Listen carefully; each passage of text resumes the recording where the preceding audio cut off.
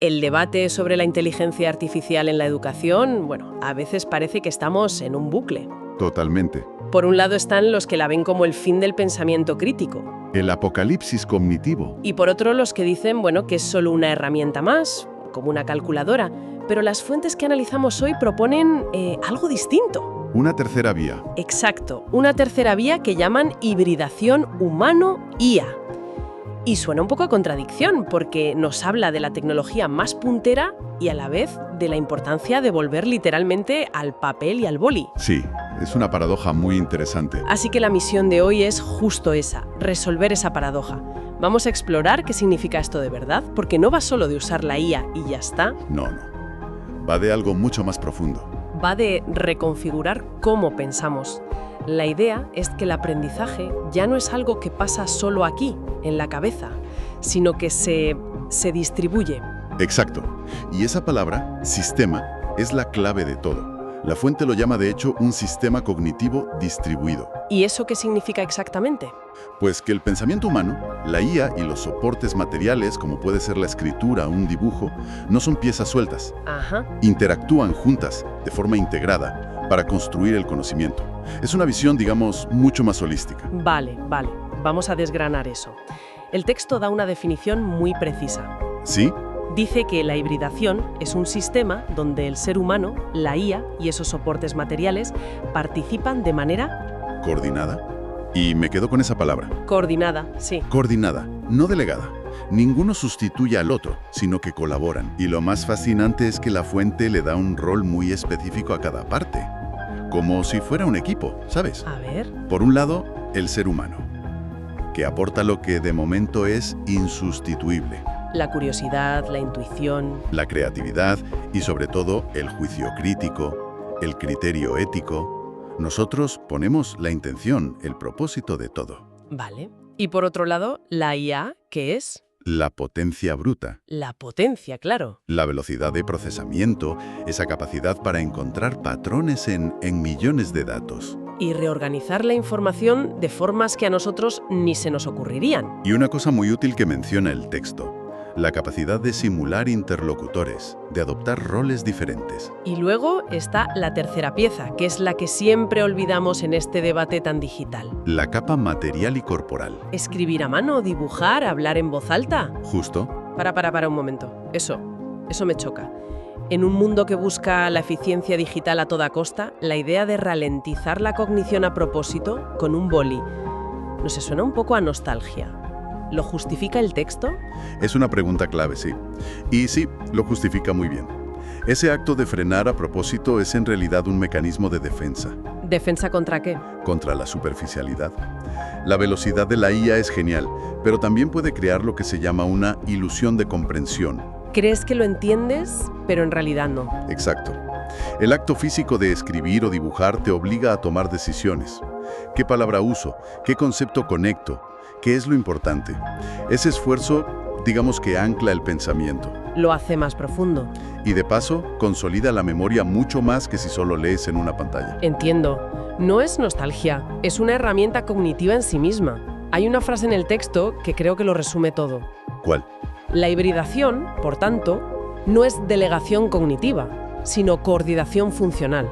¡Buah! Es perfecta. Es la diferencia entre decirle a un asistente, haz esto por mí, y dirigir a un equipo para crear algo nuevo. Totalmente. Pero seamos sinceras, la mayoría de la gente que usa estas herramientas no está pensando en coordinación funcional. No, claro. Piden resúmenes, que les escriban un correo. Eso es malo. La fuente distingue entre los tipos de uso. Sí, totalmente.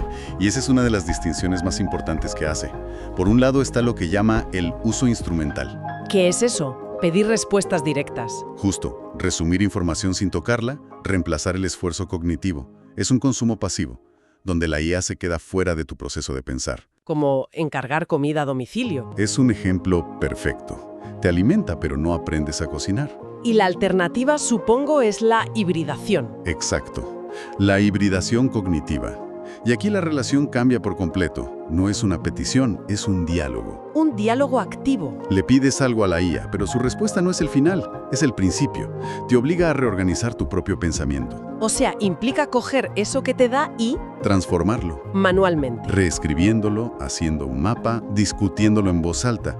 El texto lo llama un cierre cognitivo consciente, que siempre lo tiene que hacer la persona. La IA no es un oráculo, Es un artefacto cognitivo que integras en tu proceso. como un compañero de sparring intelectual, más que un sirviente. Me queda claro que no es la herramienta, sino cómo la usamos. Ahí está la clave. Pero a ver, esto no puede ser una idea que haya nacido ayer, con ChatGPT, ¿no? Intuyo que detrás de esto de artefacto cognitivo hay una base teórica más antigua. Desde luego, no ha salido de la nada. La fuente lo deja muy claro y se apoya en 4 pilares de la ciencia cognitiva que llevan décadas ahí. ¿El primero? Cognición distribuida, de Edwin Hutchins. Su idea, que fue muy rompedora, es que el pensamiento no está solo en el cráneo, ¿Se distribuye? entre personas, herramientas, el entorno. El lenguaje o la escritura fueron tecnologías que expandieron nuestra mente. La IA, desde este punto de vista, es simplemente el artefacto cognitivo más avanzado que hemos creado. El segundo pilar que mencionas, la teoría de la mente extendida, de Clark y Chalmers. El nombre suena a ciencia ficción. El nombre mola, sí, pero la idea es muy intuitiva. Proponen que algunas herramientas externas pueden llegar a ser funcionalmente parte de nuestra mente. ¿Cómo? Si las usamos constantemente, confiamos en ellas y son accesibles. El ejemplo clásico es el móvil.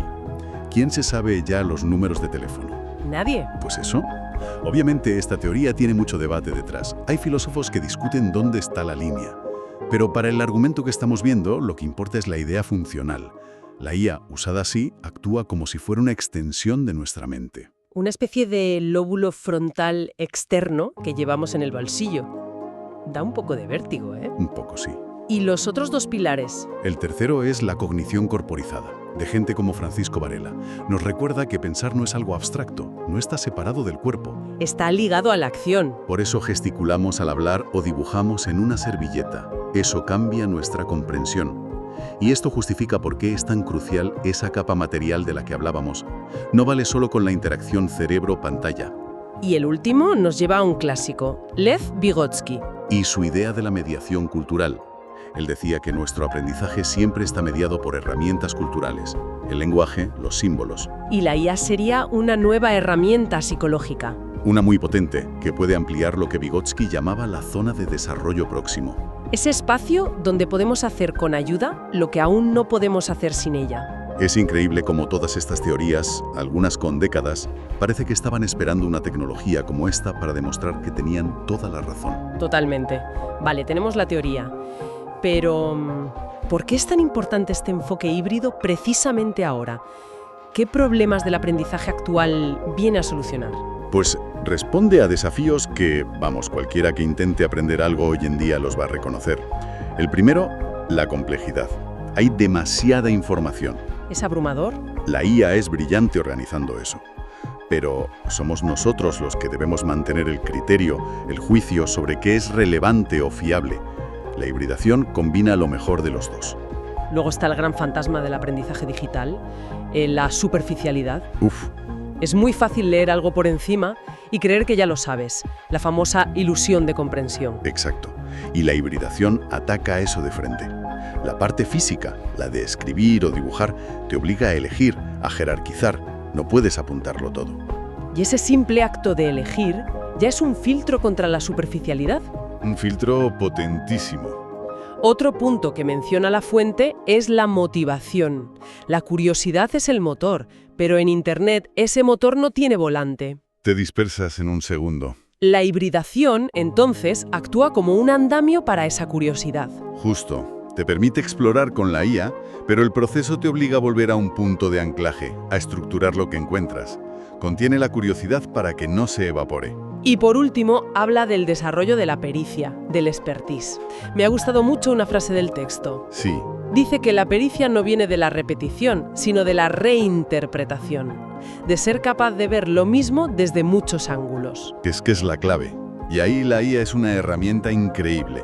Porque puede generar esas perspectivas al instante. Precisamente, Le puedes pedir que te explique la relatividad como si tuvieras 10 años, luego como si fueras poeta y luego con una analogía de fútbol. Ese ejercicio de comparar es lo que construye una comprensión profunda y flexible. La marca de un experto. Todo esto suena fascinante, de verdad, pero sigo intentando visualizarlo. ¿Cómo es un martes por la tarde para alguien que estudia de forma híbrida? ¿Hay ejemplos concretos en las fuentes? Sí, por suerte sí. Dan varias recetas, por así decirlo. Una muy clara. Estás leyendo un artículo académico, de estos densos. Uf, sí. En lugar de intentar resumirlo, abres un chat con una IA y empiezas a dialogar con ella. ¿No le pides el resumen? No. Le pides que te aclare un párrafo, o que te dé una analogía para un concepto, o le lanzas una objeción a ver qué te contesta. Y cuando acabas esa conversación, cierras el ciclo haciendo un mapa conceptual a mano. Forzando esa síntesis material de la que hablábamos. Ahí está. Hay otro ejemplo que me ha parecido brillante. Usar la IA como un estudiante ficticio. Ese es buenísimo. Le tienes que explicar tú a ella un concepto. Es que esto invierte la dinámica por completo. Pasas de receptor pasivo a constructor activo. Es un detector infalible de tus propias lagunas. Intentas explicar algo y a mitad de frase te das cuenta de que... De que no lo tenías tan claro como pensabas. Exacto. Otro ejemplo potente es usar la IA para generar múltiples versiones. Le pides 3 explicaciones distintas sobre la fotosíntesis. ¿Y tu trabajo no es copiar y pegar? Es analizarlas. ¿Cuál es más clara?